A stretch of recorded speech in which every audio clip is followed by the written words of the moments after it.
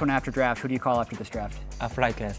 Okay, core FlyQuest 3-1. He also only won on the desk to pick FlyQuest to win the series. Let's see if that's true. Casters, take it away. The tankiest of drinks, of course, but still should be able to go the way of FlyQuest, and they finish out their reset here. So Berserker had to go pretty far back, and Berserker missing out on some at that tower. He only slips back in now. So nice little move there from FlyQuest, as even though Vulcan comes up and messes her up, there's a little bit of a CS lead.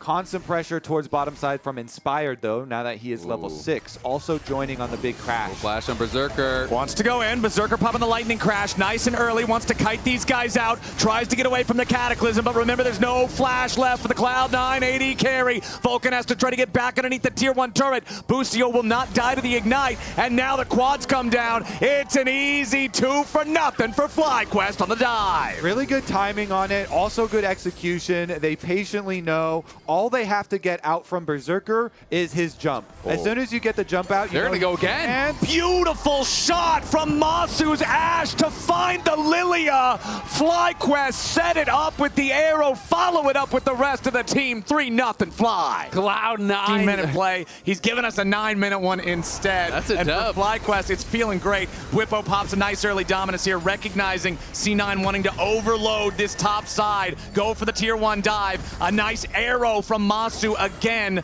Stuns up Vulcan, prevents any further dive attempts. And now with Inspired and Boostio coming up, all they want is for Whippo to get engaged on so they can come and back him up. Punish C9. Nice Cataclysm from Inspired. Quads grab the kill on Vulcan as Whippo goes after Thanatos. A double kill back over to Orianna. FlyQuest set Could be the difference in this game that lets them close out the series.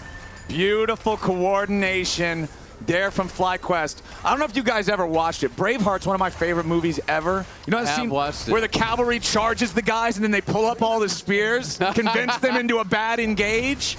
FlyQuest just Bravehearted Cloud9 underneath that tier 1 turret.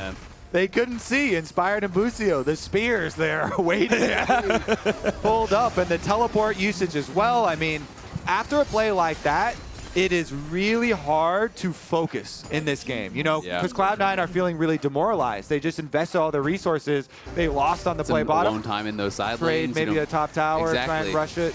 Try to rush down some towers, try to get some gold back in that way, prepare for the final dragon.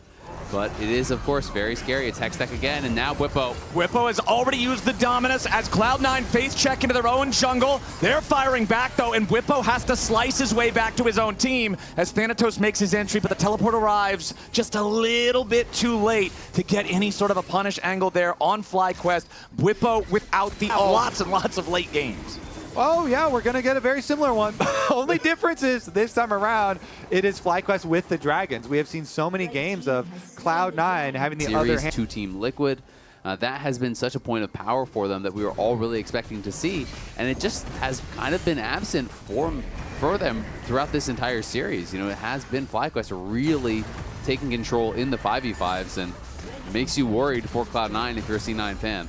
And C9 taking down the tier 1 down here. Remember, they 2-0'd FlyQuest during the regular season as well. One of those 3 losses was not to FlyQuest. Then winning the first game in this series, they were on a 3-0 winning streak. They were on a killing FlyQuest with the Riftmaker now completed.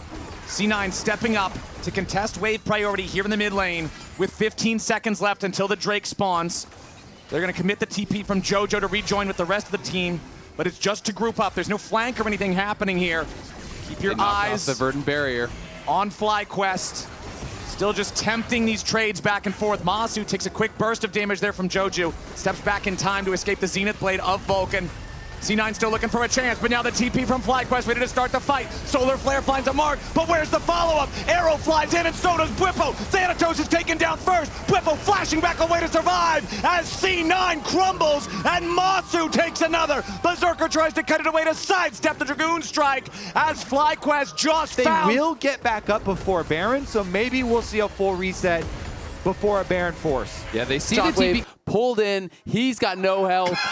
JoJo's got no health, and Whippo knows how big that is for them. That could be the series. Vulcan on the front line as the fight continues here on the top side. River, Vulcan's gonna die through the flash. Whippo into the back once more, looking for Berserker. Blabber dies, trying to hold the rest of FlyQuest at bay as Thanatos is not tanky enough. A double kill for the Jarvan. Another team fight for FlyQuest, and they are crushing 12-0.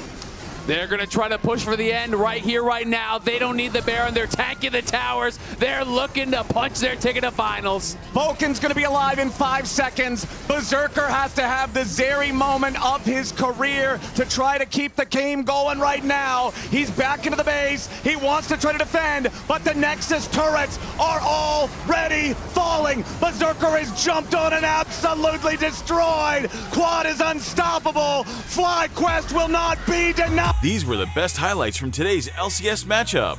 Click that subscribe button faster than Ramus can say, okay. See you on the next one.